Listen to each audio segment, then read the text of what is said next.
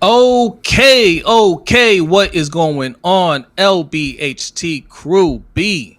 What is going on? Very tired. Got a lot of work to do today, B and is I'm not. he's I'm distraught. not. I'm He had to not. I'm do not here. I'm not here for y'all nonsense tonight. Okay. he had to do a full day of work. He is not happy about that. I didn't say it All was a full right. day. I said I finished at 6:58. He is not happy. So be nice to B today. Okay. Listen, y'all. It is Wednesday. Happy Wednesday. Hope your week is going well, but if not, hopefully it gets better starting right now. We are streaming live on YouTube, Facebook, and Twitch. So wherever you're watching us, make sure you hit that like button, follow, subscribe, all that good stuff. If you listen to the audio form of this, it is Thursday. Happy Thursday. Hope you're enjoying your lunch. And make sure you give us a 5-star review because we're trying to grow on that side of things. All right. Um, Look, man, they are ready. Okay, they are ready to talk about this. I don't see the comments. Oh, there you go. They're starting to come in. Jay's in the house. Jay the Six is your boy Brodny looking spiffy with the cleanup on the beard. Hold Oh, on. I wanna. I you, wanna. I wanna address something real quick. Thank uh-huh. you, Jay. Appreciate you. Coach coming in here saying first full day of work this year. Coach, I didn't see you. I didn't see you coming in here talking so bold last week when I had questions for you. All I saw was people saying, "Hey, I don't know. I ain't seen Coach. I ain't seen Coach around. Where's Coach? Coach ain't been online. I don't know. Where was you Coach at is last week, working, Coach? man. Where was you at Coach last is week, Coach?" working. He's still not happy about that. That Panthers ranking, but I defended you well. Okay, don't you worry about that. All right. Shout out to Coach. In fact, speaking of Coach, all right, he's the one that inspired me to come up with this topic today, right? Because I watched this video yesterday, and if you want a full breakdown, this came from Pablo Torre's reporting. Pablo Torre and Mike Florio, they're reporting. They worked on this together, but it's on Pablo Torre's channel. Pablo Torre finds out. Um, Coach did an excellent job breaking this whole thing down. So go over to Sip to Tally Films and check that out. He plays parts of the video, he breaks it down and discusses it.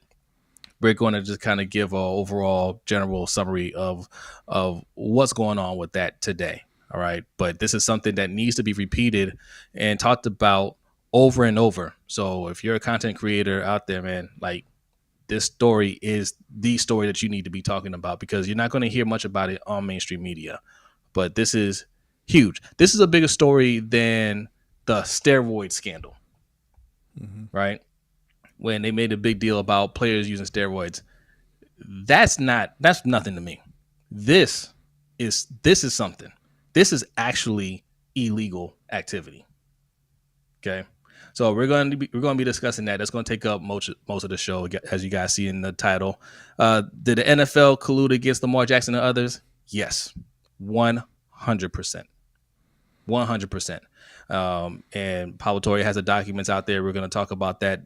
We're going to talk a little about the NBA draft, which is going on in about 11 minutes. My Brooklyn Nets have 5 first-round picks. Yeah, we're going to discuss that. We're going to talk some Twitter beef. KD versus Sam Acho. It's Emmanuel Acho, right? Is it Sam Emmanuel Acho? I'm sorry, Sam. It's wait. Which Acho is it? It's Emmanuel Acho. It's Emmanuel Acho. Why did I say Sam? Sam is the good one. I don't know that he's the good one, but he's the one that's not embarrassing himself on TV. Yeah. The bad Acho. We'll say the bad Acho right now.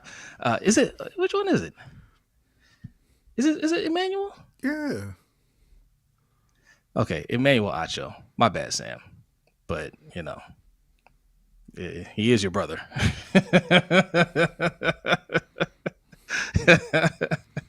The Wonder Kids show. Nitro is in the house. What's going on, Nitro? Thanks for coming through. He said he shaved the beard. No, I shaved his beard. I shaved it up. Okay, it was getting a little too scruffy. We're headed to New York. And I was like, look, man, you gotta look sharp. All right, gotta look sharp for the trip. New York was great, by the way. We went to the Fan Fest. My son got favorite wrestler, Cody Rhodes. That was a great moment. Shout out to Cody Rhodes, man, for taking the time and shaking his hand, give him a big hug. Sign something for him. That was everything, man. I wasn't thrilled that he came back and beat Jey Uso. The following day in the King of the Ring tournament, but we're gonna let it go because Cody's a good guy. Yes, we like Jey Uso over here. Okay. Oh, Emmanuel, thank you, Hendo. Hendo was also with us in New York, and thanks for coming through, man. That was a great road trip. It was me, B, my son, and Hendo drove up to New York. Great times. So we might be we might do it again next year. We might be up there again sooner. Okay, we just missed Chris. Just joking. We called up Chris. Chris was out of town, and he was getting back right when we was getting ready to leave. So we didn't get to link up with Chris this time, but next time. Hendo can come next time. Hendo's a goddamn thief. He didn't steal anything. Okay. Look at. Oh, I'm sorry. Look at the chat right now. I got a signed book from Don Staley. Did you, Hendo? Did you? You know what made it real funny? Like when we dropped him off, he walked to his house and then ran back and said, "Oh, I forgot my book." Unbelievable. Yes, we met Dawn Staley too. She was pretty cool. Except for that Eagles. DDSQ says, "Yeah, Sam Acho's the good one." Gotcha. All right. I appreciate that. And Rob in the house. Thanks for coming through. Filthy's in the house. Who else we got? Urban P Brownie, aka P Brown the Third, aka P Brownie. Okay. Bazel, what's going on? Thanks for coming through. I think we got everybody. Zeke Hokage. Shout out to you. Did you say all right, Osmond? Man. Osmond was in here first. Shout out to Osmond. Osmond was in here first. Yeah. On my screen, he's first. Man, I keep telling you, you can't go off of that. Jay was here first. What else would you like me to go off of, except the list of comments that are appearing on my screen? Yeah. Jay's first comment says, "Oh yeah, made it to Wednesday." Jose Brodny, he spelled Imaj wrong. In the submitted question, man, I sent 10 minutes ago. That is so long after Osmond's comment. It's not even funny. on this side, I told you it kind of twists it around. You got to look on the YouTube side. You know what? This screen that I'm looking at is the official screen. Okay, hey. Maybe it's being twisted around on your end. You ever think about that? Shout out to Osmond, man. Appreciate you. And you know how I know it's being twisted around? Jay ain't even said no question. There ain't no submitted question from Jay. He said 10 minutes ago. Yeah, I didn't see that. All right. See? But you didn't see. You're not on top of it. You're not on top of it today. There's no question from Jay. Unless he submitted it to you. I don't know. Did you check? You look on YouTube? Yeah. The community tab? Mm-hmm. Jay, put it in the comment. We got you. All right. There is no Black History fact today, though. Okay. Because B and Okole, they had to work a little extra today. So, wasn't a little extra. And listen, I don't know what Okole is doing. He could have done the video, but Okole's slacking. But it's whatever. Okole said you don't pay him enough to do all the work. Yes, I do. You don't know how much I pay. I'm just relaying the message. Hey, take it up with him. Okay. All right, we're gonna get right into it. So, yesterday, Coach did a great job in this video, breaking down this report from Palpatine. What are you looking at? I feel like it was probably like the 32nd best job that I saw.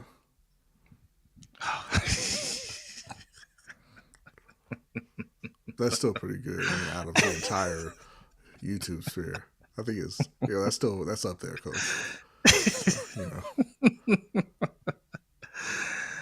Yeah, no Black History fact, Urban. Sorry, he said he's calling HR. I know.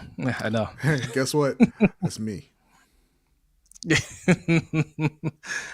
We had to get rid of the DEI program to keep our funding. to keep our federal funding.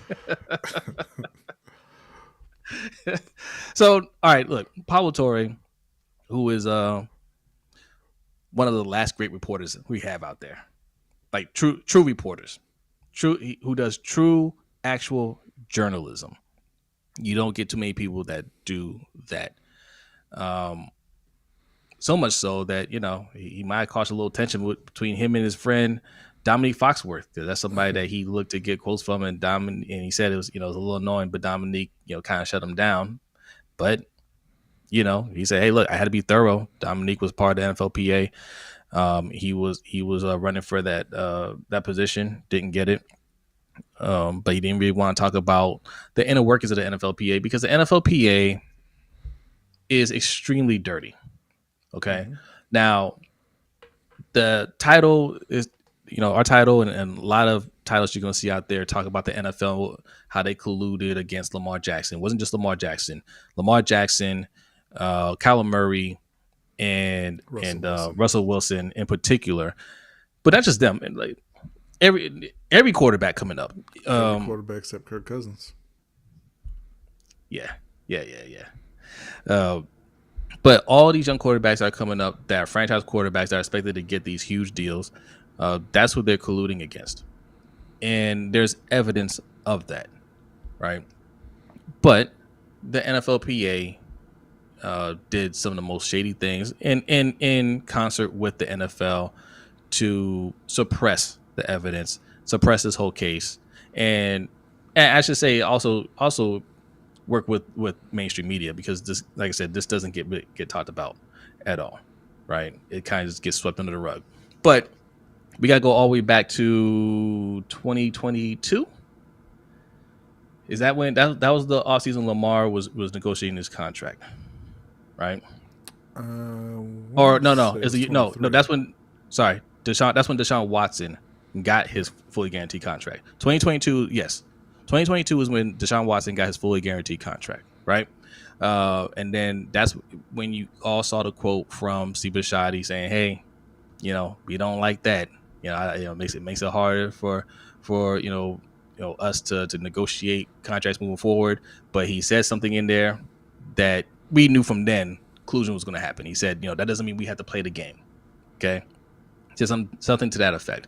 Arthur Blank also made similar comments. This is around the time of the owners meeting, and people were able to get these quotes from these owners. So we knew from then that the BS was about to happen, right?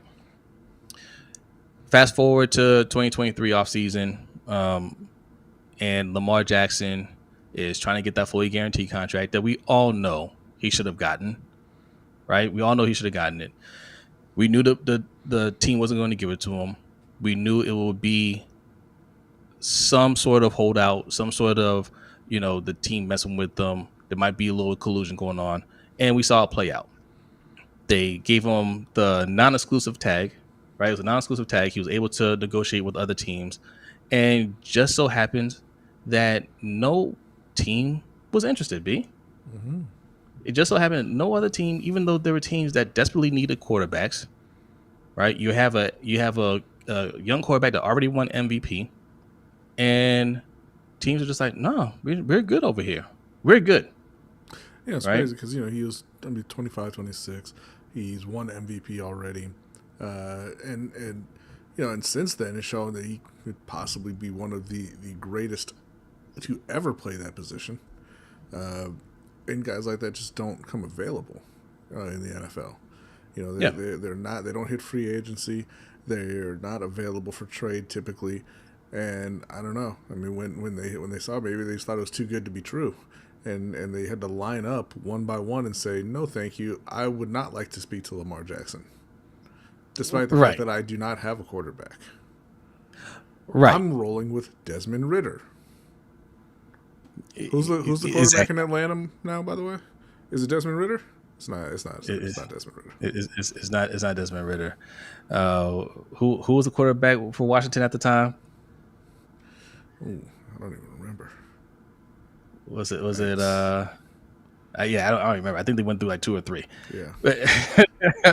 So there were a lot of teams. Raiders were another team that kind of it wasn't just that they said they weren't interested. It was how fast they came out and like, well, we're not interested. Carolina was like, yeah, we don't have a quarterback, but we'd rather trade a future number one, number two, and our number one wide receiver who we just signed to a long term deal to take a shot on an unknown rather than a guy who just won MVP. Right. So we all knew what it was. It was collusion. Right. Now, I'm one of those people. I shoot down a lot of conspiracy theories, even though some of them I subscribe to, or I say they have merit. But a lot of times, when they say the NFL is rigged, these games are rigged, they're not rigged, right? But collusion absolutely happens in the NFL, right? We've always known the NFLPA is the weakest union out of all the major sports. We already felt this way that they work in concert with the NFL when DeMaurice Smith was the executive director. I think the title is. So we already knew what was up. So when this happened, it's clear collusion. I'm mad for Lamar to this day about it. And he's on our team. I'm a fan of Ravens. He's on the Ravens team. I can only imagine if I'm a fan of the Falcons or the Raiders. You know what I'm saying? One of these teams that needs a quarterback, and you have a chance to get somebody like that, and your team is just like, we don't want them. Right? The Chicago Bears have never had a quarterback throw for 4,000 yards, and they're like, nah, son. We don't right. need Lamar. Right. So what happened? Well, Pablo Torre found out. That's the name of his channel. Pablo Torre finds out. Okay, my man found out. He got the document that was suppressed. I don't know how he did it, but that's why he's a true journalist. He's Pablo Torre. That's right. So essentially, during these NFL meetings, they have something, or around the time. Not sure if it goes on at the exact same time as the official NFL meetings, but they have something called the NFL Management Council. Okay. The NFL Management Council is when they get together, and they're pretty much, according to Mike Florio, that's pretty much where the owners get their marching orders. Okay. So after the Deshaun Watson deal happened, they had the Management Council meeting, and they were given a 45-minute presentation. They're showing all these slides, and they caveat it by saying, well, you have to make your own decision. But a few people spoke there, including Roger Goodell, basically saying, if you let this continue, this is going to get out of control, and we won't be able to control it anymore, right? Like this is going to blow wide open, and you won't be able to scale it back. So stop giving the guaranteed contracts, essentially, right? After that is when you get these comments from Steve Bisciotti about how we don't have to play the game. That's where you get the comments from Arthur Blank, saying something similar to that effect. And then you see them proceed to not give out any more guaranteed contracts to quarterbacks that are way better than Deshaun Watson. Now, I don't like this when people try to say, oh, well, you don't know this and that, or you're not in those meetings and you think you know better.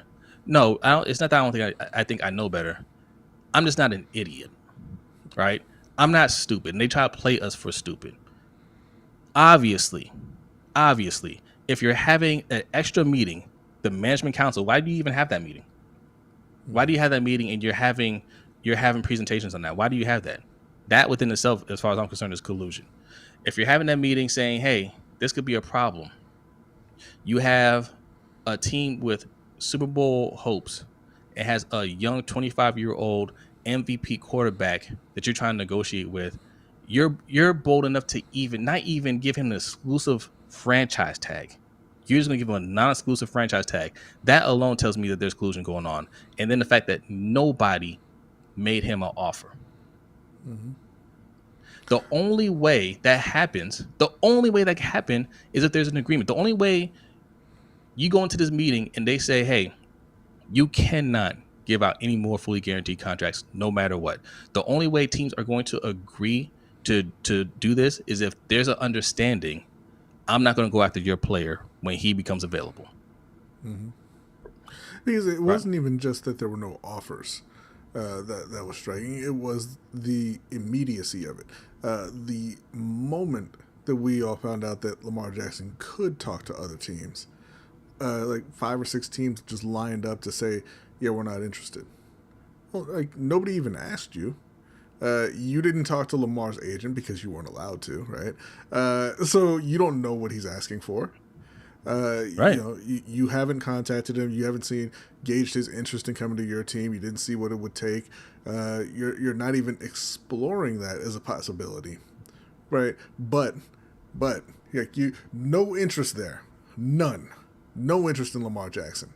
But we just saw a team wait 5 months for Aaron Rodgers to come crawling back to him. Right. Right? They Right. didn't want to. They didn't want to make any move at quarterback because, oh man, maybe we'll get Aaron Rodgers. Right? Yeah, of course. Yeah. Of course, they all came together and agreed and said, "Listen, we're not paying Lamar Jackson what he's asking. It's not happening." Yeah. And Rob says it. There's no way if I was Lamar, I would negotiate the Ravens on an extension unless I got exactly what I wanted on the next contract. Me and B are going to work on a video about that. Joel Corey, he's a former agent, and he spells out in the article in detail what Lamar Jackson should be asking for, and it's a lot. And he said it. Lamar shouldn't. He shouldn't concede on any of those points. They should hit every one of those benchmarks, or no deal. And And I'm with him. Osmond said this brings you to a pressing question: should Lamar re-sign with the Ravens, considering Steve Bisciotti and EDC's involvement in this? And the answer is no. And I understand that they all They all conspired. conspired, right? But that's okay. I still want to play football. Obviously, I'm going to play in the Mm-hmm. NFL, and I know that you specifically did this to me. Yes. So you know what? Maybe everybody had a hand in it. But I don't think that I don't think the Chiefs were major players in it. Like there were some teams that just weren't as involved, right? Sure. And I know that you were. You made it's a personal thing between us, so I'm gonna hurt you, right? My contract's Yeah. up, and I'm not coming back here. I'm gonna go somewhere else. I'm gonna take the whatever offer I get. It's not gonna be fully guaranteed, but I'll win just by you losing at this point. Um, you still have to have the business mindset because, like you said, like the whole league is conspiring with this, right? He's gonna get paid no matter where he goes. Like there's no team in the league that's No, going to pay no, him less than the highest paid player in NFL history. sure, but he still wants to win, right? He doesn't want to take the same deal with the He the ain't winning Jets. in Baltimore, is he? No, but he has one of the better chances to win in No, Baltimore. for There's sure. certain organizations that he can't go to and What I'm have that saying chance to win. is like it's different if you've won. And what I'm saying is I'm gonna look at you and say, hey, not only did you make this a personal thing between us? Hey, I'm not giving you what you're worth, because that's how I'm taking it. Yeah. Whether it's personal, I understand it's about the league and everything. I'm taking it personally. So not only that, but also Yeah. you have failed for 7 or 8 years, or however long it's been at that point, to put the team around me. To make us true contenders, because you get to the Yeah. playoffs every year and the offense fails every year. The offense has not at any point been good enough for them to be Super Bowl champions, right? So I'm taking Yeah. both of those things into account, and I'm saying I'm not coming back to Baltimore. I'm going to handpick another team. I'm going to go there, and yeah, maybe I won't win, maybe I do, but you're not going to win. And listen, I'm cool with that too. As a Ravens fan, I'd be cool with him doing that too, because they completely screwed him It over. says what? All he does is win. He has 0 rings, my friend. Um, That's the but winning that we're talking about. Now, I know he wins a lot yes, of regular season games. They have not won the conference. They have not won a Super Bowl. They don't win in the playoffs. yeah. But and that's one way to go about it. Another way to go about it is what he can do right now, is and that's hold the team hostage, because he has a contract to where they have to keep backloading it, and when it gets to a point where he counts 75 million against the cap, 80 million, 100 million against the cap, and they have to get something done, that's where he can say, yeah, you got to give me everything, or I'm not going to redo. I would never restructure my deal right? When they say, "Hey, we need some cap relief. Can we, convert some of this to a bonus?" No, you can redo my deal and give me more money, but I'm never going to restructure the deal to help you out, Yeah. right? What are you So, laughing at? okay, first of all, what do you mean 31 other teams don't either? A team wins every single year. You heard of the Eagles? Have you heard of the Chiefs? No, you haven't. Neither one of them. You heard of the Rams? They haven't won Super Bowls. Tampa Bay didn't win the Super Bowl. Okay, Like, listen. Yes, what do you mean? a lot of teams don't win at all, but when you have a great player like this, that's the expectation, right? That's the goal, and that's what we're talking about. Yes, Good Lord, bro. Fat Albert says, LBHT, this is Rave Kingdom. It's a long story. Oh my God! All right. I wait. Well, welcome. I won't ask. before you jump But, okay. back in, before you jump back into Yeah. it, we all knew this was happening anyway. But Cooper Flag selected #1 overall in the NBA draft. What? Breaking news! Breaking news! What's going on? Living Legend says the conclusion is collusion. I like that. I like that. All right, but there's more to the story, right? Because that part, that's obvious to all of us.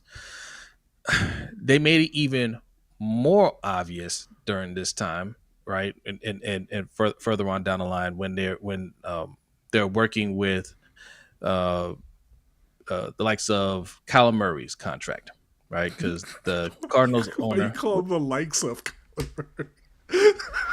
I'm sorry. Just the way you phrased it, makes it sound like Well, because he's not the only one. Yeah. Because he's not the only one. Because it's not just Kyler Murray. Russell Wilson too. So I say like Kyler Murray because Kyler Murray is the next one that they talk about in this document, right? Kyler Murray, when he went to get his deal done, they put a lot of escalators in there, right? A lot of caveats and whatnot, ways for them to get out of the deal. I mean, first of all, the first one that they put on the table was mad disrespectful, right? It was and it was deserved. No, it's not. It was just, no. If you go, look, I'm gonna say, I'm not gonna say not deserved. Like you shouldn't be doing. Like if you feel that way about him, you shouldn't give him a contract, right? Kind of like the Luka Doncic thing. They didn't trust him. They didn't trust that he was going to put in the work, and they didn't feel comfortable giving him the money, so they traded him. Right? We all think that was a mistake, but they said, "Hey, we don't trust this guy, so we're not going to pay him." Kyler Murray was not putting in the work. They know he wasn't putting in the work, so why are you giving him an extension? Right? And then putting in now putting it in the contract is one thing. I mean, I wouldn't have agreed to that if I were the agent.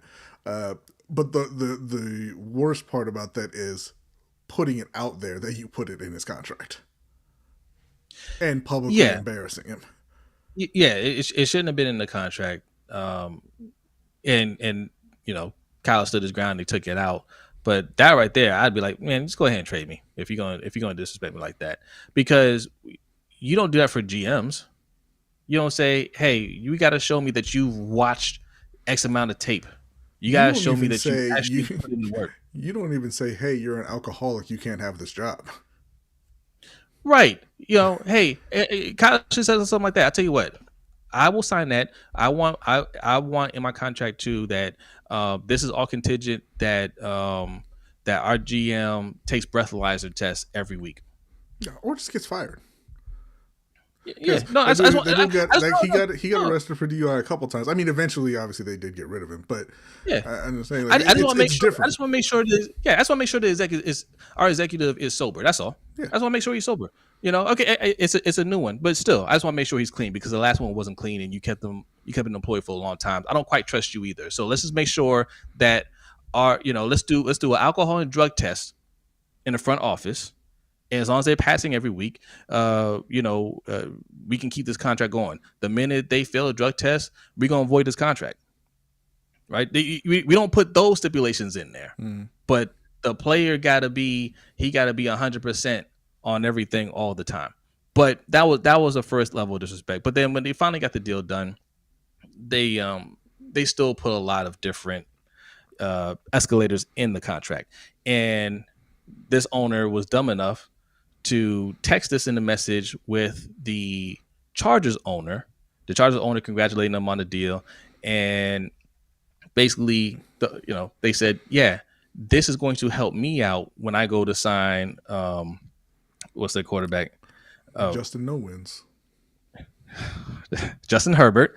When they go The to man sign, threw more interceptions in the playoff game than he threw in the entire season. but It's not great. but the point is, hey, this is going to help me when I go to sign Justin Herbert. And they mentioned the Deshaun Watson deal again, right? Hey, Deshaun Watson set us back, but now we're starting to get back to normal. The contract that you did with Kyler Murray is going to help us towards that front.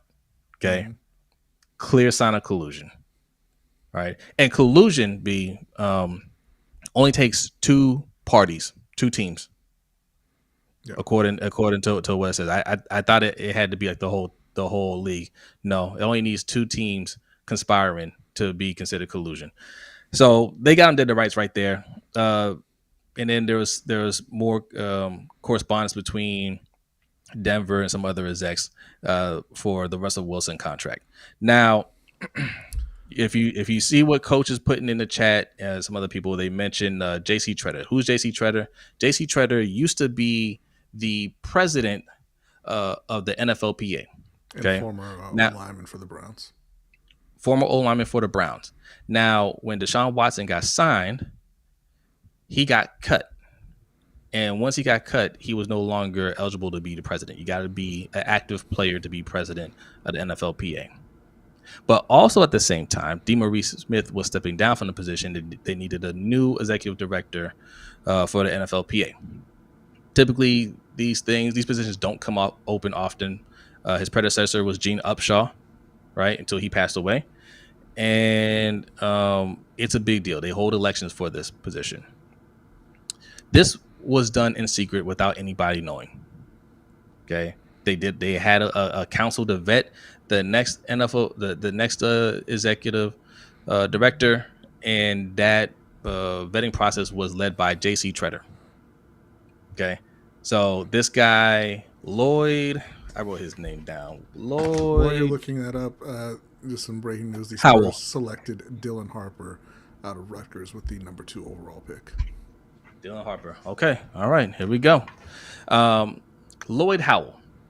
Lloyd Howell was the was the guy. He's a former Booz Allen executive who also defrauded the government of hundreds of millions of dollars while he was with Booz Allen. He was the CFO there, and they ended up having to settle with the government for almost $400 million. Okay, so that was the perfect choice that they decided to get to replace DeMaurice Smith. What he also did when he got there, Lloyd Howell, when he became the new exec, was create another executive position, chief strategist officer. That's the position he created. And guess who he put in that position? Who? J.C. Tretter. No. Yeah. That's crazy. Yeah. That's guy crazy. From earlier in the story. That's the guy from earlier in the story. All right. So, the guy that no longer qualified to be the president. Right. Mm-hmm. And as Pablo Torre and Mike Florio put it, this is just a way to get J.C. Tretter to that position. They basically hired Lloyd Howell as a gap in between when J.C. Tretter can take over. Right. That's the plan. Now, how did he devise his plan? NFL, right? This is a move that the NFL made to make sure that the NFL exec is a puppet for them, that they're always working for the NFL, right? So even though there's all this mounting evidence against the NFL, they end up having an arbitration in secret. The players don't even know that it's going on. And in the arbitration, they rule in the owner's favor, of course. Mm-hmm. And all the documents from the arbitration have been suppressed at the request of the NFLPA. Yeah. So when Pablo Torre put out his video on this, and I highly encourage you guys to go watch it, he says it in the video that as of that moment when they put the video out, people like Lamar Jackson, Russell Wilson, Kyler Murray hadn't even seen the document, didn't even know anything about this arbitration. All right. They completely screwed over these players. It's not just the NFL, it's the NFLPA too. This is corruption. What's up, Tracy? Absolutely. Big Cuz, what's good? Thanks for coming through. D Weezy, I see you in there. This is something that I want to see litigated, right? When you have baseball players made to go stand in front of Congress and testify about steroids, and it make it seem like it's this huge scandal. No, this is a huge scandal. This is illegal, right? I want to see this. I want to see more people talk about this. I want to see them be held accountable, right? You cannot operate this way. Well, yeah, and I think we've talked about the salary cap, the draft, in the NBA, the guarantee or the the max contracts and things like that, all being ways to artificially suppress salaries in sports. That's basically what the owners do with most of their time, right? Is figure out how do we keep the money for ourselves and not give it to the people who are actually earning the money or who are actually making the money. But I think that there's going to be a big fight coming on that across all sports, thanks to the NIL money coming into college, right? Now you've got players coming into these leagues who are going to be, in some cases, millionaires, even before getting drafted and signing a pro deal or signing a shoe deal or anything like that. But even not if they're not millionaires, they'll have a good amount of money and not be as desperate to get into the league and start getting those paychecks, because that's been the big thing with the NFL. The owners always win because there's so many players in the NFL, and the guys on the lower end don't make a ton of money, and it's just more difficult for those guys to kind of hold out over a long period. And part of it is on the players too, because they a lot of them don't put the money away to be able to hold out. But if you're coming into the league, look at the kid Ace Bailey right now, the other guard out of Rutgers, who didn't work out for any NBA team, didn't work out for anybody, and is telling people he only wants to be drafted by Washington, which terrible decision, the Pelicans, and I think it was one other team, right? Brooklyn. You couldn't. What makes you think you can do that? Well, probably because he's got some money and he feels like, hey, I have some more control than players who came before me have had over their path, right? I think you're going to start to see that across all sports. I mean, look at the kid from Tennessee, Nico, not going to attempt the last name, the quarterback. He was getting $2 million a year on his NIL deal. What's up, OTR Mike? Whoa! Breaking news! Breaking news! We got an OTR Mike sighting. What is going on, Mikey? What? Because you a Wizards fan? Like, that's a terrible decision saying I want to play for the Wizards. Let me read this from Mikey. Yes. It says, protect Pablo at all costs, and remember, kids, the best nation is donation. Salute to Mikey. Look, Mikey is one of my best friends. I saw Mikey not too long ago, so I see him all the time. So it's not a surprise to see him. It is a surprise to you guys to see him. He's been MIA for a while, but my man's been working extremely hard. Okay, but he's been thinking about y'all. All right, appreciate you coming through, Mikey. But yeah, and shout out to, let me give a couple shout out to Lisa. Lisa says it's sickening. Appreciate you coming through, Lisa. Love West says it's not surprising. There's no way you can become an owner of that level with screwing people over without screwing people. Without. It's true. This ain't like we say about billionaires. Like, you don't earn your way to being a billionaire. That's not how that works. And ironically, athletes are probably the closest you can get, or and entertainers to actually earning that. But no.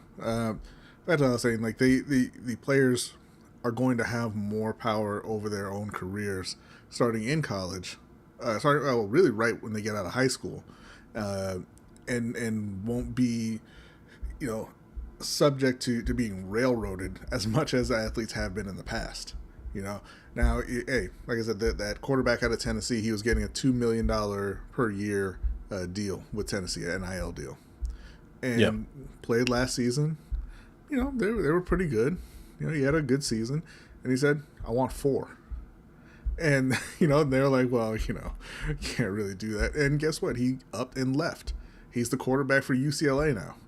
You know, and I don't know if he got any more money with them, but the fact is that he was able to go to those coaches and that not front office, but that administration and say, "Look, I'm worth more than what you're giving me. So either give me more or I'm leaving."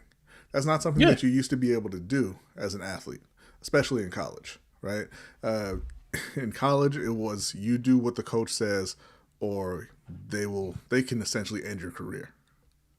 And this is and you know, these are people that have been able to control the narrative and say, hey, this is bad for sports. This is bad that you have players taking more control of their careers, taking control, and understanding their worth, their value, right? This is bad because one, you know, it puts these organizations in financial, financial constraints. Mm-hmm. It cheapens the sport. Like they're not, all they care about is money. They don't play for the love of it. And these young guys don't know how to handle money. Mm-hmm. Right? They don't know how to handle money. They'll blow the money if we give them too much money. So we have to control that. It's all about control, right? What an individual does with their money after they earn it is absolutely none of your business, right? And it's none of your concern. So what if players go broke? Everybody in this country is broke, except the top 1%, right? Everybody's broke. Okay, everybody has some sort of debt. So what if they blow their money early and they have to go and get a job afterwards and make a living like everybody else? That's their prerogative. Love West says, I understand the point, but Nico wasn't that good and ended up getting paid less on a worse team, and that's fine. The point Yeah, is that he was able to bet on himself and say, hey, you know what? I think this is a better situation. I'm going to find a better situation for me than what's going on here at Tennessee. Now, it may end up that he might regret it. You know, it may not go as well as it even did at Tennessee. It may go better than it did at Tennessee. But the point is that he had the control to be able to do that. And I'd rather live in LA than Tennessee myself. But that that's neither here nor there. that's how business goes. Sometimes businesses make bad choices and they move on, Mm-hmm. right? These players can make bad choices and move on. People are just mad that he decided, hey, pay me more or I'm out, and they feel like he doesn't have a right to do that. Well, he did. Yeah. He did. Maybe it works out for him. Maybe it doesn't. But he's absolutely allowed to. He's allowed to make that choice. Suge wants to know if he can borrow $5 from you, B. Nah. But you know, and we always when we talk about money in sports, we always look to the most popular sport on the planet, soccer.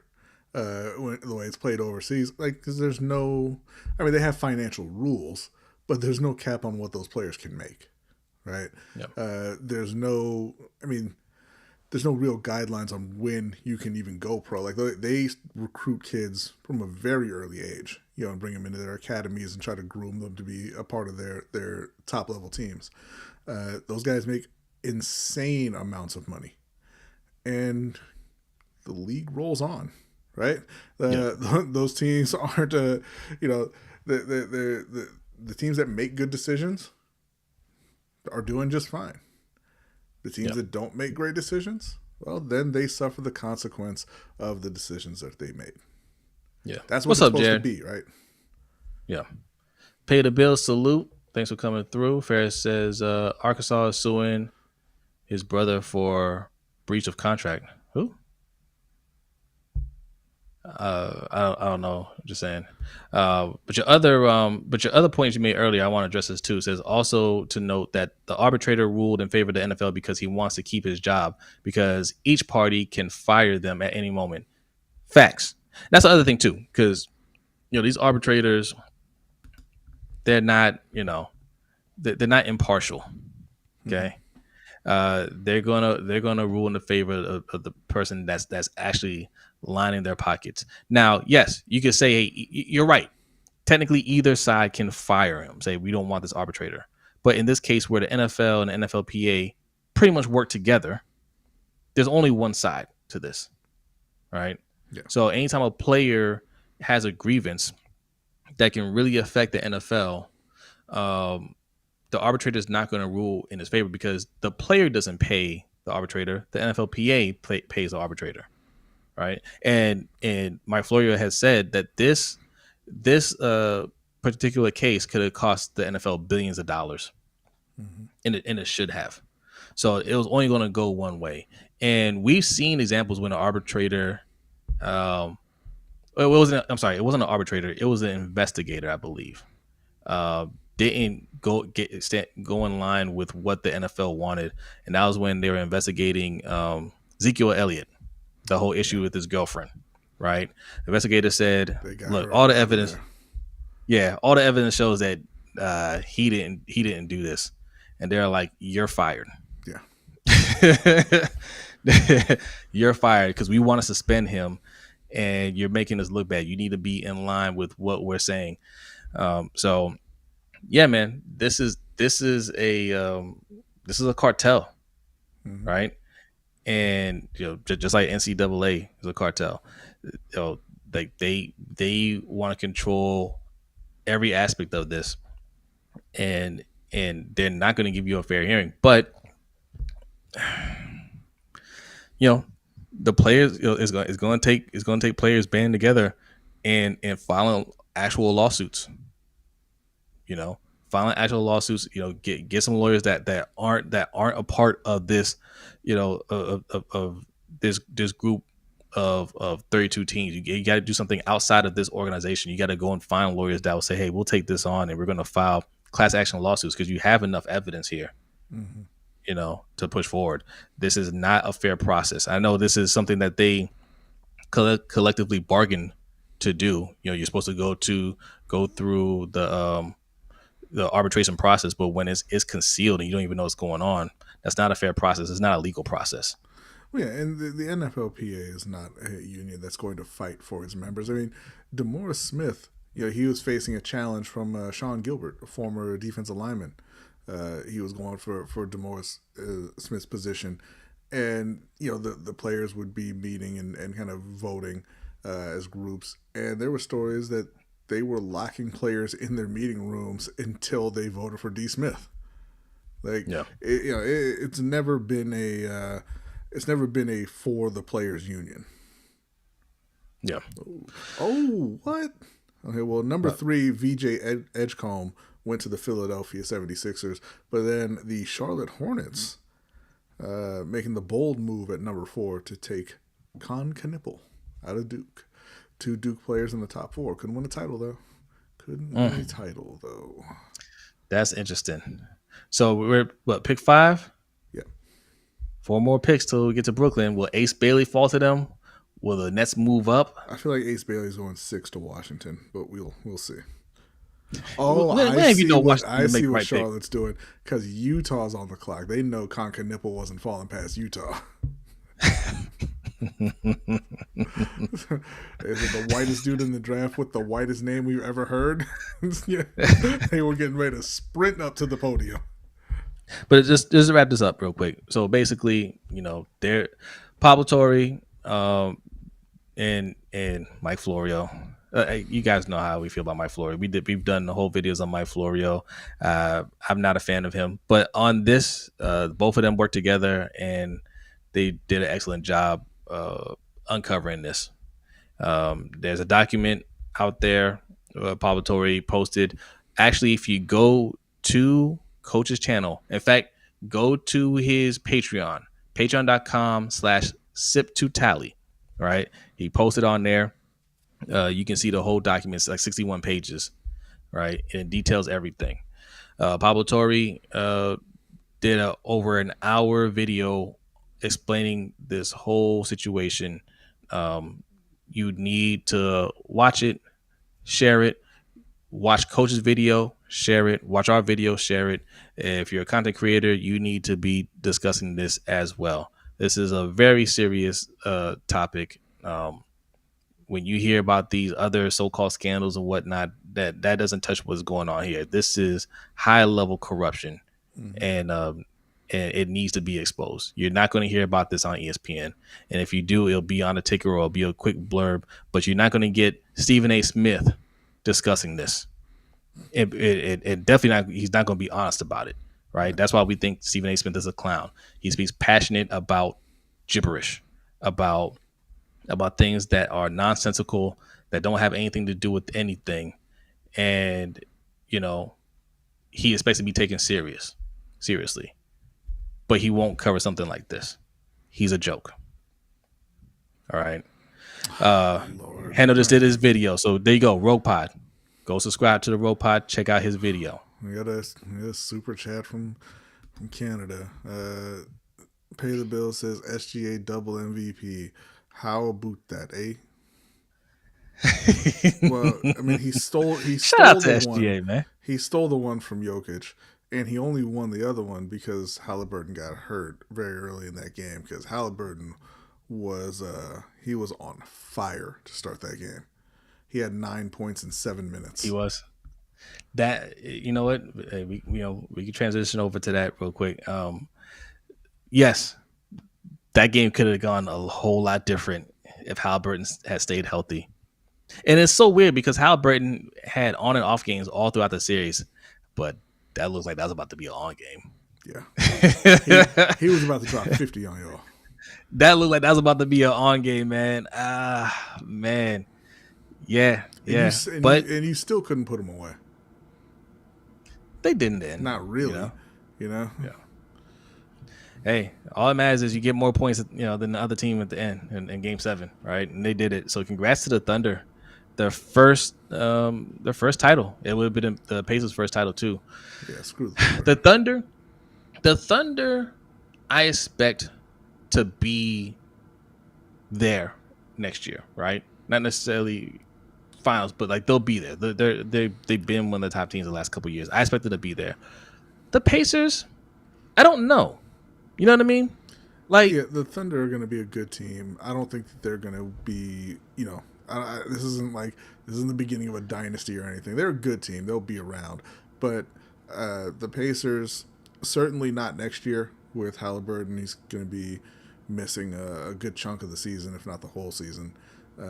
And I really don't expect them to really be too much of a threat after that. Pascal Siakam is a little older. I would expect that he'll be moving on.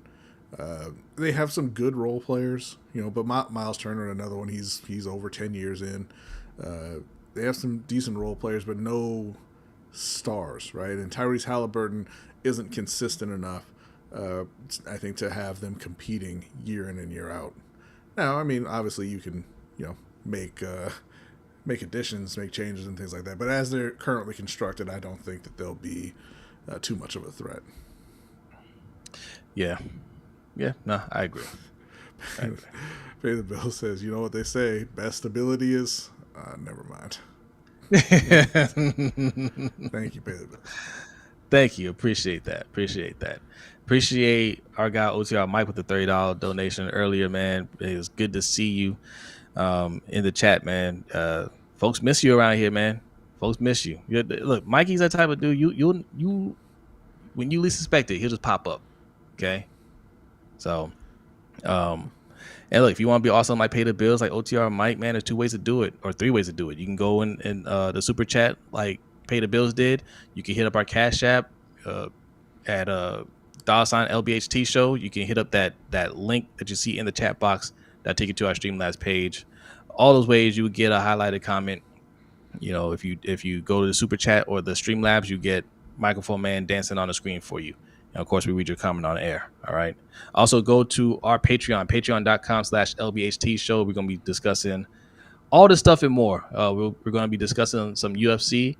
UFC legend John Jones just retired. And a few people have had some things to say about his legacy. whether he's the greatest or not. Has he tarnished his legacy based on some of the things that he's done in the past?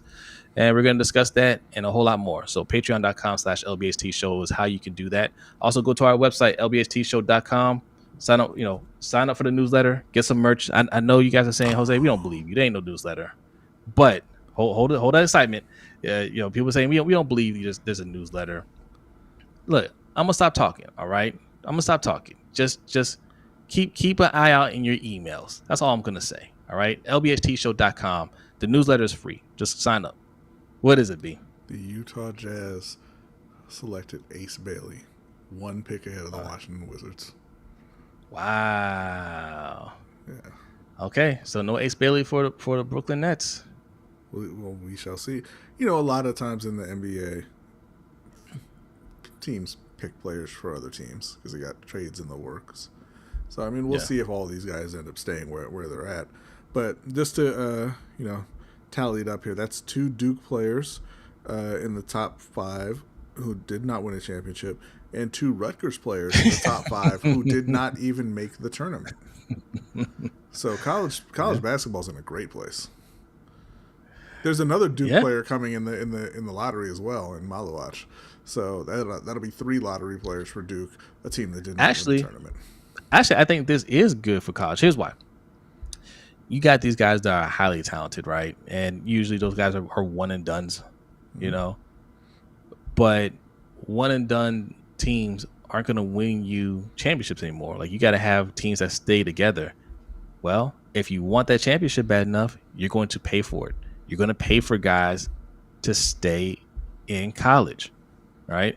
So, no, it may not be as much as an NFL contract, but if you say, look, bro, we can give you $7-8 million, just stay another year or two, that can entice a lot of these very good players. Maybe not a Cooper Flag type, right? But the rest of them, you can convince a lot of them to stay, and you can put together championship caliber teams, because that's what it's going to take, right?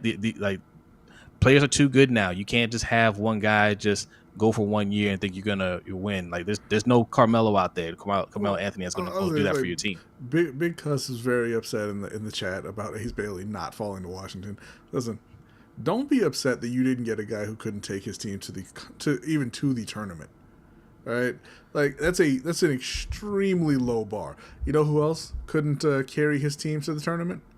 Ben Simmons. How'd that work out in the NBA? Well, also, maybe Ace Bailey is that good, but Washington didn't want him. If you're, especially for Washington, I was talking to OTR Brandon about this morning. Like, Washington always picks high and never gets that guy, right? If you are that close to getting that guy, you have to do what you got to do to move up and get that person. You just waiting for that person to fall in your lap is not good management. You know what I'm saying? Like, that's not how you run a team. If there's somebody you identify could be that guy, and you're supposed to have a good gauge on who teams are looking at. So you should have a pretty good idea, that Utah is looking at Ace Bailey, or could possibly take Ace Bailey, and you need to jump in front of him to get him. Right? That's what you do. Listen, we all play fantasy football, right? What do we do before the draft? By the way, our draft is this weekend. What do we do before the draft? We talk to each other. Hey, who are you looking at taking? And then you position yourself to get the person that you want. Yeah. That's what they do in real life. Okay? So Washington not getting Ace Bailey, that's because they didn't want Ace Bailey. I mean, look at the trades that they made. They don't want anybody. I'll be surprised if they even take that pick. They might trade out of it. Yeah. What pick are we on? Are they up? It's Washington's up. Washington's up. All right. It's crazy that they took Ace Bailey though, because there's a 6'8" dude, a 6'8" point guard named Igor who went to BYU. I feel that was right in Utah's wheelhouse after Concanibble got drafted. That's crazy. All right, look, we want to get out of here pretty quickly tonight. Yes, because if you don't know, I had a long day at work. But we do want to talk about the bad Acho. Yes, court of public opinion. Emmanuel Acho. B, what did this clown say now? Well, this clown went on his clown show and he talked about his formula, his legacy score, his legacy formula. And what it was real simple because he's Acho. It was the number of championships you've won divided by the number of teams you played for. Now, you may say, that doesn't make any sense, but wait, what if I told you it was designed specifically so that he could slander Kevin Durant in this particular segment? Because Steph Curry, 4 titles, 1 team, that's a legacy score of 4, right? LeBron James, 4 titles, but 3 teams. He's played for 3 teams. So his legacy score was, 1.3 or whatever it was. He didn't mention Michael Jordan because obviously Michael Jordan has 6 titles, but he played for 2 teams. That would put his legacy score at 3 below Steph Curry, and he didn't want to hear about that. But he said, Kevin Durant, 2 titles, 5 teams. That puts him at a 0.4. So he's talking about how it's hurt his legacy moving around to all these different teams and everything. Absolutely ridiculous. But then Kevin Durant, after he was liberated by someone exposing his burner account, he just goes on his main one now. And he responded to the clip and just said, he had, paraphrasing, that he had a legacy formula, a formula that was developed by the top minds at MIT. And that formula determined that Emmanuel Acho was the worst linebacker to ever play in the NFL. Now, the funny thing about this is Kevin Durant's formula is a lot closer to accurate than Emmanuel Acho's formula. It is a lot closer to being accurate than Emmanuel Acho's. And I tend to think it's real because he didn't reveal the formula itself, and we know that once you create an algorithm, you don't put it out there. Acho put his out there for everybody to see. That means it was fake the whole time. Now, the idea here, because obviously Acho's guilty. He's always guilty every time he opens his mouth. But the idea here is that the simple act of moving from team to team somehow lessens your legacy. Now, I want to use LeBron specifically because this is part of why I have LeBron as the greatest player of all time, right? LeBron has played for 3 different teams. He played for Cleveland, he played for Miami, and he's played for the Lakers. Obviously, he played for Cleveland in 2 separate stints. But he's played for 3 teams, and he's won championships on all 3 of those teams. He won 2 in Miami, he won 1 in Cleveland, he's won 1 in LA. I tend to think it's much more difficult to do that than to be on one team and win the titles in that show, because that's what you typically see with the really great players. You have that run, right? Mm-hmm. Jordan, he had that 8-year run. They won the 6 titles. Bill Russell, who he also didn't mention, by the way, who had 11 titles on the one team. But he had that run. Tim Duncan, he had 5 titles on that in that Spurs run. Shaq and Kobe, they had their run. And you don't really see, it's not normal to see a player go on a run winning titles, stop, and then with another team get back and win again. Right. But that's what you see with LeBron, and to an extent with Tim Duncan as well, because they had 3 pretty different teams that he actually won titles with. Steph had the same core group around him. They added Kevin Durant, obviously. But I tend to think it's more difficult to move around and win titles on multiple teams than it is to stay and just go through your run and win as many championships as you can right there and then not win anymore, right? But that's just me personally. I think that would enhance your legacy. It also, you're not taking into account any MVPs, any scoring titles, all pros or all NBA nods or anything like that. So he was just trying to go at Kevin Durant. But do you think this is hurting Kevin Durant's legacy moving around? No. Kevin Durant's legacy is already set, right? I know people don't like the fact that he's moved around so much. Kevin Durant, I mean, whether he stayed with Golden State or he stayed in Brooklyn, wherever, right? Like his legacy is his legacy, right? He's already one of the all time greats. He Mm-hmm. was never going to surpass Jordan. He's never going to surpass LeBron, right? Um, if you have him ahead of Steph or not, like he is where he is. That's pretty much where he's going to be. Him moving around or staying isn't going to change that. You know what I mean? So he can do whatever he wants to do. Now, me being a Nets fan, yeah, I wanted him to stay in Brooklyn. I thought that probably would have been the best move for him. I think they're a good organization. I know that I think they know how to develop young players and build around a star like that. But he wanted to move, so he went to Phoenix, and that didn't work out instantly. And instead of sitting there and being miserable and playing for a team that has no shot of winning, he's like, I want to move again, and that's his prerogative, man. He can do. He only has but a couple more years left to play, and he's going to hang it up, man. Go and play and be happy. And Yeah. people like Emmanuel Acho, man. Acho just makes me sick for a lot of different reasons. A lot of the Stephen A. Smith reasons. Okay, Mm-hmm. I'm not a fan of Emmanuel Acho. I can't decide who I dislike more, him or Stephen A. But he has a formula that he immediately discredits and knows is BS because he takes out certain players because he knows it's a stupid formula. And instead of just saying, "Hey, I just don't have anything to talk about," because it's not even like he dislikes KD. It's a slow news run. We're not allowed to talk about the NFL collusion stuff. We're not allowed to talk about them colluding against players, right? So I can't talk about that. I need to make up something. All right, KD gets traded because he wants to go somewhere else, and I'm going to talk about how KD, his legacy is hurt because of it. His legacy is not hurt, bro. All No. right, and as a former player, you leave yourself open to that because Acho wasn't particularly good in his profession. No, So it is what it is. not at all. But no, that whole thing, it doesn't hurt their legacy. It didn't hurt Michael Jordan's legacy that he went to Washington.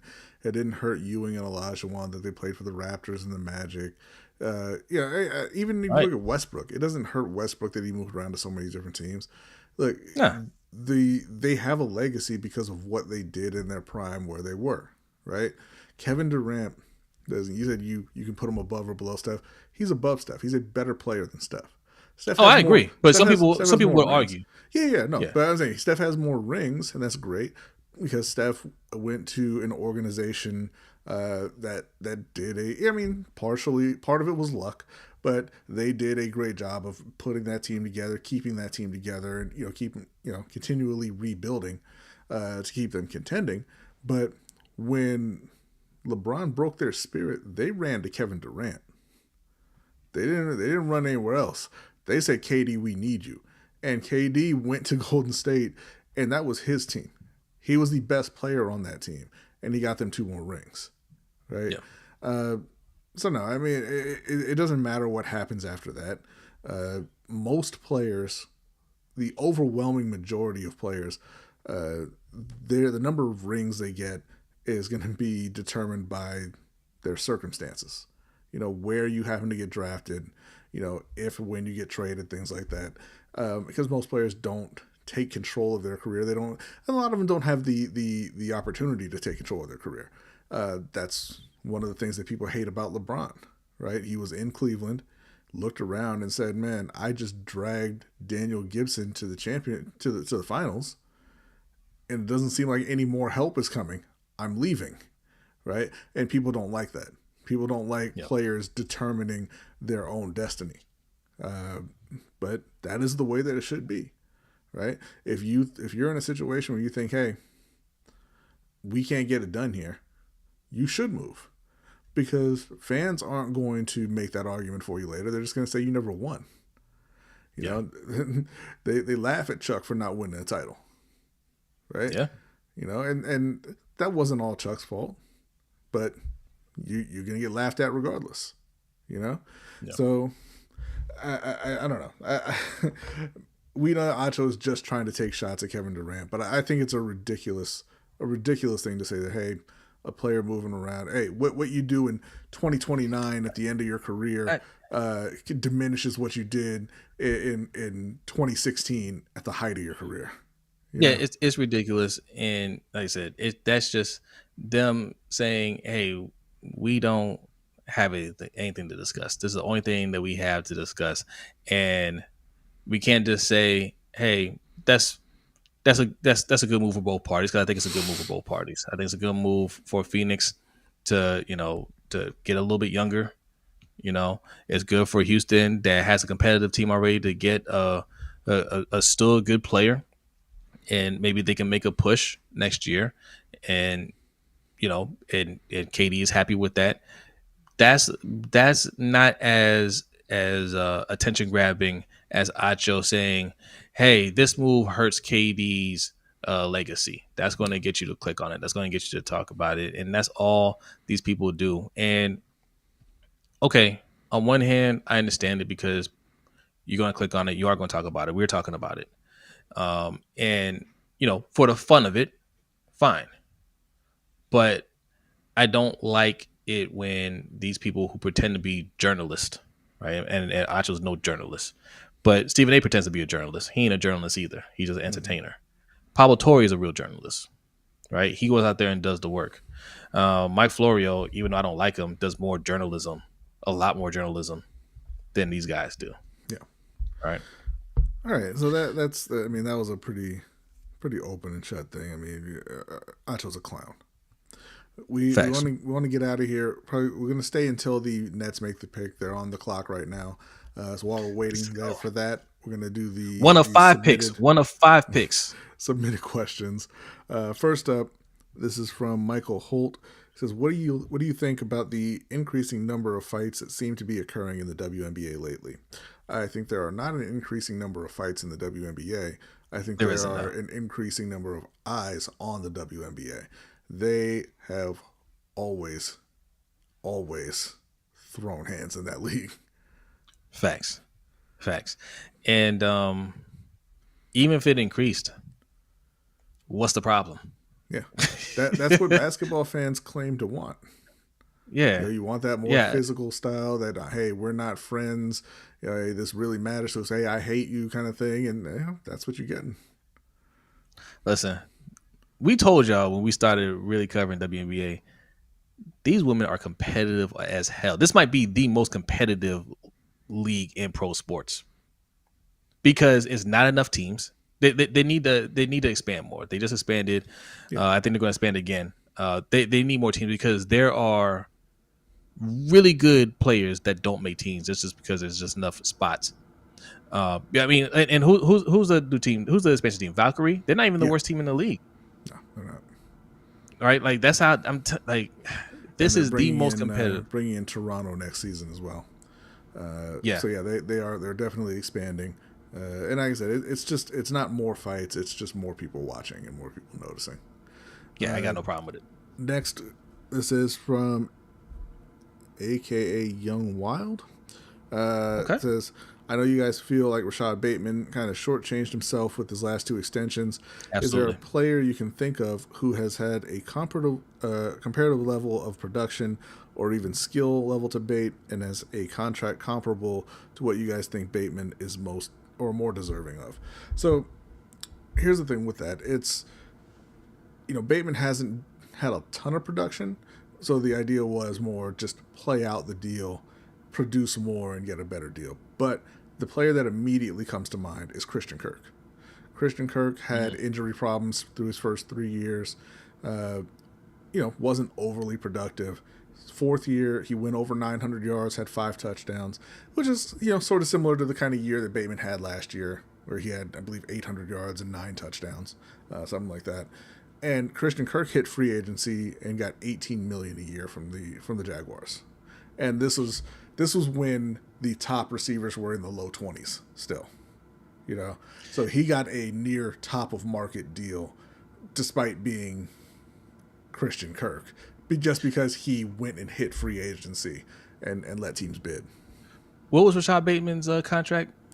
I forget the exact numbers, but he's making all told, he's making under $10 million a year. The extension was around, I want to say 11 or 12 a year. So I'm looking at Khalil Shakir. Right, last year 76 catches, 821 yards, 4 touchdowns, and that was his career year. Right, before that, 611 yards, 2 touchdowns. Before that, 161 yards and 1 touchdown. He signed a 4-year extension worth up to $60.2 million, including $32 million guaranteed at signing. Also, right, Bateman, right? Yeah. More than Bateman. There's no question that he shortchanged himself, and whether it's a confidence thing or Josh Palmer signed a 3-year thing. Yeah, Josh Palmer signed a 3-year, $36 million contract with $18 million guaranteed. Yeah, like I mean, just our thing is like I think Bateman's better than these guys, right? Like, just wait until free agency. Even if there isn't anybody comparable out there, it doesn't hurt you to hit free agency. It doesn't hurt. Yeah. And the cap always goes up, so salaries go up when you're out there and you're available and you're solid, and everybody thinks Bateman is going to have a good year. At least Ravens fans do, right? We all think he's going to have a good year. What's the rush? What's the rush to sign a deal? Even if you happen to get hurt, if you're a good player, there's no injury that's career ending these days. You're going to go out there and you're going to make money. There's no risk of playing out your contract. Right. Especially how this deal came to be, because the Ravens didn't want to give him a deal. Right? They said he wasn't worth the time, and they said go ahead and find a trade partner, and he found 2 or 3 teams that made an offer, and they're like, oh damn, you called our bluff, here's your contract. Well, since I called your bluff, I'm gonna go ahead and wait until free agency, and we'll see how bad you want me then, because I know at least 2 other teams want me, right? And if you know that, why are you rushing to extend? That's why I'm a little concerned about his confidence, man. Yeah. Right? Because especially in that position, that's a diva position. Those positions, they all feel like they're the greatest. DJ Am saying he could wait, get hurt, and be out the league in 2 years. Okay, he could get hurt, be out the league in 2 years, and not get that money because it's not guaranteed too. Facts. Or that's an argument you can make for anybody. Like I said, what you're talking about is just whether or not you have the confidence in yourself to go out there and perform and get the deal that you feel you deserve. Let me see, how much do he have guaranteed here? What do you mean Nas signed that contract, man? Like, they lowballed him unbelievably. Like, this is not a good deal. You would advocate for every player just signing whatever the owner offers them just in case? Let's see. I'm trying to see what his guaranteed is, because that's what you got to look at. He signed a 3-year, $36.75 million contract. Let's see. I need to find it. I need to find the guarantees. The guarantees is what you need to look at, because it's okay. Extension includes $20 million in guarantees. Ask Jameis Winston what? Jameis Winston's still in the league. He's still getting paid. Right.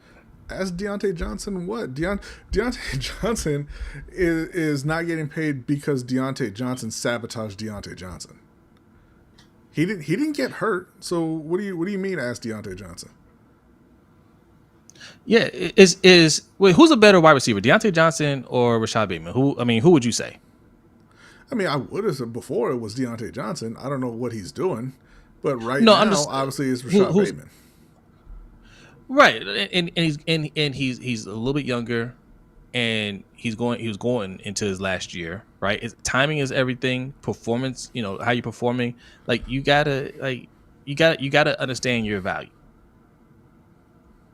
Hey, DJ, why don't you You're so concerned about injuries. Why don't you ask Christian McCaffrey and Saquon Barkley about their contracts in a league that doesn't even pay running backs?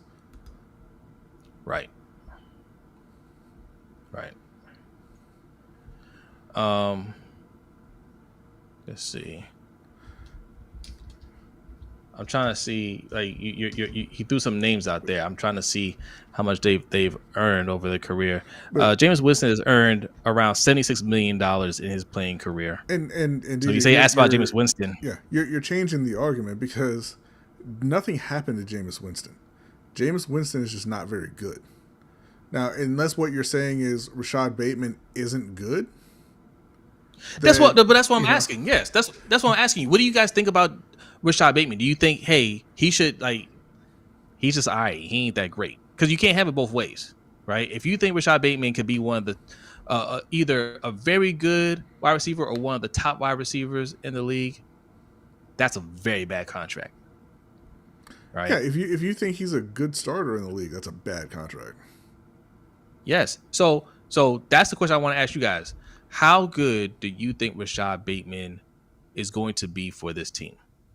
Because I know everybody's going to say he's going to be great now that we got him for a steal, right? Mm-hmm. That's what you want. That's what you want to say. We got him for a steal. But if Rashad Bateman goes over 1,000 yards, if I'm him, I'm holding out. Right? If he gets DJ, this is not, you're not understanding what we're saying here. You're saying he turned down $100 million. Okay. That is not a bad contract for Jameis Winston. Yes, Jameis Winston should take a $100 million contract. Jameis Winston isn't good. This is a bad contract for Rashad Bateman, considering his skill level and his production. That's the difference. Wait. You say he turned down $100 million when? I don't know when he's saying he turned it down. But regardless, I'm saying, like, if somebody offered Jameis Winston $100 million, that's a great deal for Jameis Winston. Yes, he should take it. It depends on the contract. No. I'm just saying the amount of money. It's $100 million. He's not going to see that money because he's Jameis Winston. He's not good. So if somebody offered you that, it's like Dennis Schroeder. The Lakers offered him 85, 86 million. And he got convinced to say no, go into free agency, and he ended up making like 5 or 6. Yeah, he should have taken that money. He's Dennis Schroeder, right? Rashad Bateman didn't get offered a great contract for Rashad Bateman. He got offered a bad contract for Rashad Bateman, and he took it. That's the difference. Yeah, you know, $100 million contract, and again, that's something that media will focus on. They'll focus on the overall total of the contract, but they won't talk about the details. If it's $100 million contract, but 10 of it is guaranteed, that's not a good contract. It's a $10 million contract with the possibility of $100 million. No, I understand. I'm just saying, just on the face of it, regardless, like, Jameis Winston's not a good quarterback. So, yes, he should take what money he's getting offered, because he's not going to get a lot of offers because he's Jameis Winston. Yeah. I mean, like I said, how DJ, I want you to answer that question. How good do you think Rashad Bateman is going to be? That's all I want to know. How good do you think Rashad Bateman is going to be? That's it. Like, you don't have to bring up anybody else. Do you think? Okay, Big Red says Bateman is wide receiver 1, and Rob says Bateman is a good wide receiver 3, posing as a wide receiver 2. Damn. Okay, Amp says wide receiver 2 or 3. Okay, so all right, so you think that's on par for his skill set, right? But then that goes back to my question: what weapons does Lamar have? What weapons does Lamar have? If you think Rashad Bateman is only good enough to be wide receiver 2 or 3, you got Zay Flowers and you got Derrick Henry, right? I mean, and Zay Flowers, like, how good do you think Zay Flowers is? Like, how much do you think is Zay Flowers? Do you think is a good enough wide receiver to get paid? Well, he's probably going to end up getting paid, right? This is what I'm talking about with this team. This is what I'm always talking about with how Lamar has to work with less on the offense. Because when it comes down to it, money talks. Whenever we talk about these players, oh yeah, no, this player, no, he's good. No, and he's gonna get it done. All right, well, how much are you willing to pay him? Mm-hmm. Not that much. He ain't that good. Bate is at least a good player. My problem is he does not practice enough with Lamar in the offseason. Does he even have an agent? Don't sound like he has one. I don't know, Osman. Is that the last question? We have I another don't question. think the guys have been dropping out of the league so fast. That's not really a thing. The average career for an NFL player on average, I think, is like 4 or 5 years. I think something like that. Yeah. And if you're like I said, if you feel like you're one of the top players in the league, you're not accepting that because injury isn't going to keep him from getting that money if he's good enough. If you think about it, they paid more to Odell Beckham, who had suffered several major injuries and didn't produce anywhere near as much as Rashad Bateman did last year. And Baltimore paid more to him than they're giving Bateman per year. Yeah. Abby Saying says Zay is a strong wide receiver too. How do the rest of you guys feel about that? How good is Zay Flowers? I think he could be a wide receiver one. The team is going to use Bateman's extension as justification to not re-sign Zay. Watch. You might be right, Daniel Franklin. You might be right. And then you have, what do we have on this team? And this is exactly why. This goes back to the point that we were making earlier that B was making, that Lamar shouldn't even re-sign with the Ravens. And I'm saying, yeah, you can stay with the Ravens, but I'm holding them hostage. I'm not restructuring my deal in any way to give you any cap relief. The only way you're going to get cap relief is if you extend me for the exact amount of money that I demand. It says Odell is an alien. Do you remember those catches? Do you remember how many years, not in Baltimore? How many years before he signed in Baltimore those catches were? We're talking about what the Ravens gave him. He wasn't an alien when he signed in Baltimore. He was a dude that nobody wanted. He was a dude sitting in free agency waiting for the right offer. Yeah. Amp says Zay's wide receiver too. So we don't have a wide receiver one on the team? Y'all don't think we have a wide receiver one on the team? Between Zay, Bateman, D-Hop, we don't have a wide receiver one on the team. But we got weapons. We're stacked over here. DJ says comes to say. I mean, hey, DJ, you active in the chat, man. We just, we appreciate the conversation. Zay would be looking for around 25 mil. Give it to him unless you got a better option. Right? Give it to him. If this is the best you're going to do, and I think Zay Flowers is pretty good, you pay him. If you think, and I think Coach believes, correct me if I'm wrong, Coach, I think you believe Bateman is going to be better than Zay Flowers. If that's the case, then we didn't do nearly enough on offense. Yeah. TJ Pender says, blame Deshaun Watson for this. Hey, TJ, go back and watch the beginning of this. This is not Deshaun Watson's fault. This is the NFL's fault. This is major collusion between NFL and NFLPA to suppress this quarterback pay for everybody, really. They're doing a lot of nefarious things behind the scenes. This is not on Deshaun Watson. Okay. Deshaun Watson didn't make anybody give him the contract. The Browns, decided to do what they're supposed to do and work independently of other organizations and gave up what they were supposed to give up to get somebody. Look, the Browns didn't do anything wrong. I want to spell that out right now. The Browns didn't do anything wrong. The Browns are just the Browns. They're cursed. But they didn't do anything wrong with that contract. The Browns are historically bad. They've made terrible decisions. They have a bad reputation. They have a reputation of losing, right? And when you have a losing culture, you have to do extreme things to kind of break that culture. They had a lot of talent. They still have a lot of talent on that team. The only thing that they were missing was quarterback. At the time, Deshaun Watson was one of the top quarterbacks in the league, right? And he's available. And they're like, okay, well, we got to do whatever it takes to get him on a team so we can start winning, so we can start turning this franchise around. And they had to compete with other teams that are more reputable, that have more to offer Deshaun. And they say, listen, man, we'll guarantee the whole contract. Come over here and let's start winning. Yeah, it was extreme, but it was the right move. Right? Now, listen, these other things that came out, you can say they should have done their due diligence more on this stuff. Mm-hmm. Okay. Right? But those things aside, if those things didn't happen, the injuries don't happen, we got a problem in the AFC North right now. Yeah. So it didn't work out. But I don't blame them for being aggressive and doing what they need to do to try to win. Sometimes it works, sometimes it doesn't. What I cannot get with is when you don't even try and you're bad anyway. Right? So be all in. If you're trying to win, be all in on it. All right. Is that it? That is it. All right. Listen, man. Appreciate y'all coming through here. Share this one with your friends. All right. Also go to Coach's channel. Look up his video on this. Share that one. Share the one that Hendo has out right now on the Rogue Pod. All right. I think Ferris said he was gonna do a video on it.